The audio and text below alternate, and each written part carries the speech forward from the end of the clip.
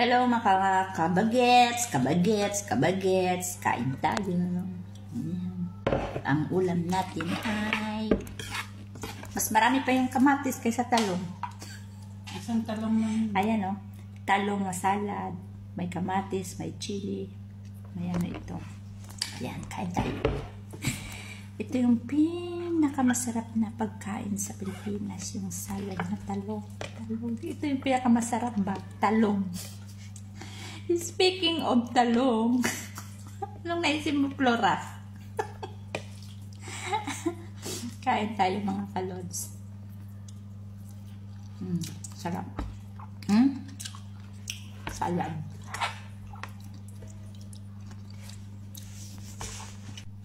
Flor, speaking of talong, anong naisip mo? Wala. Sigurado ka, wala kang may naisip? Wala na. Tapos na yun. Amin.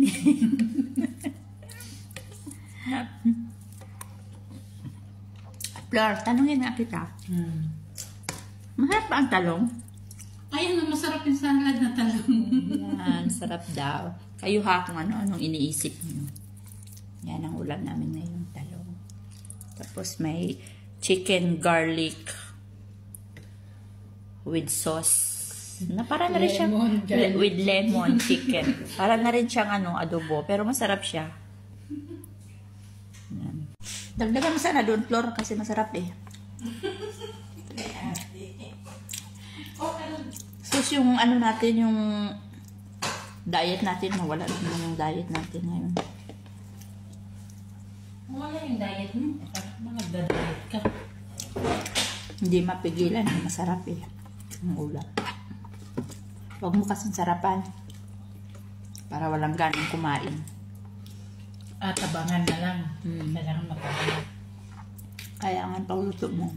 Hindi, kahit hindi ko tikman kasi memoryado na yung Ito ba? Masarap. Masarap siya, guys. Try nyo magluto ng lemon garlic chicken with sauce. Tapos para na rin siyang adobo, pero mas masarap siya. Ito yung handa niya daw sa birthday. At saka yung talong, yung handa niya sa birthday ngayon. Pero okay lang kahit walang handa, basta healthy lang, malusog. Ganun. Importante. Siyempre. Alam nyo na yan ha, mga kapamilya ninyo dyan sa Pilipinas. Huwag kayo gasto ng gasto. Ang isipin nyo, wala nga pang birthday si Flora dito. Yan, dapat tipid-tipid din. Huwag masyadong maluho. Diba? Kasi mahirap. Pagdating ng sahod, walang matira. Puro parcel. Ayan, Flora, bakit ka naubusan ng pera? Dahil sa parcel na yan. Wala namang kakwenta-kwenta parcel. Ay, ako nga, merong parcel, pinabalik ko.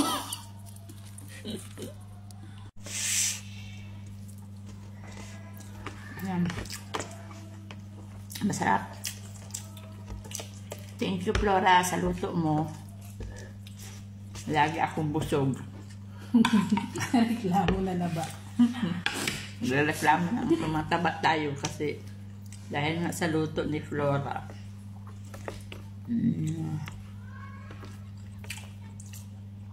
Isa lang pala itong talong.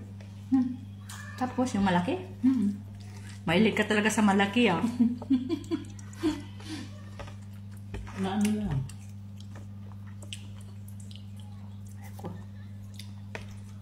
Tapos yung kanin namin, para na rin siyang arroz caldo. Wala nga. Pagbalik, pagbaba na.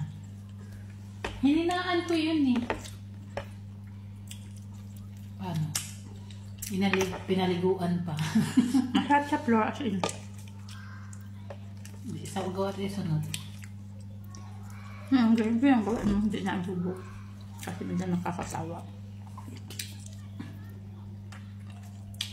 Nilagyan ko kasi ng yung hiniwa ko ang lemon buo. Alam niyo mga kabagets, ganito ako magkain yung nakatungtong yung ko. yung pako sa itaas. Kasi feel na feel ko yung sarap ng luto ng kasama ko. Pag kumakain ako, I can feel it. Hindi mapilit. Sarap. Dagdag pa nga ako.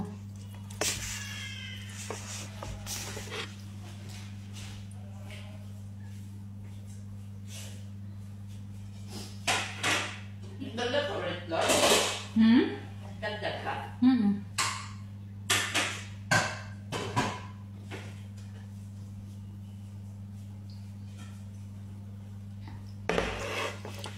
Siyempre, kahit basa yung, kahit na malambot yung kanin natin, ganito, ganyan, na parang arroz caldo ng gawa. May dukot pa rin.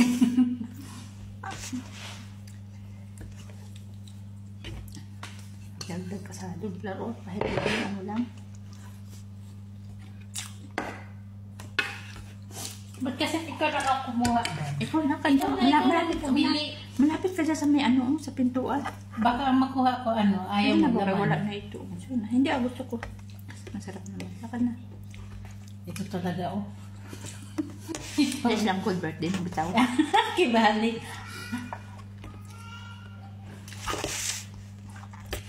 Ayun na lang ka na. So, thank you for watching. Babos, and happy weekend everyone, and happy eating. And God bless. Hindi yun magbaba. Mamaya pa yung magbaba pag magtawag yun sa akin.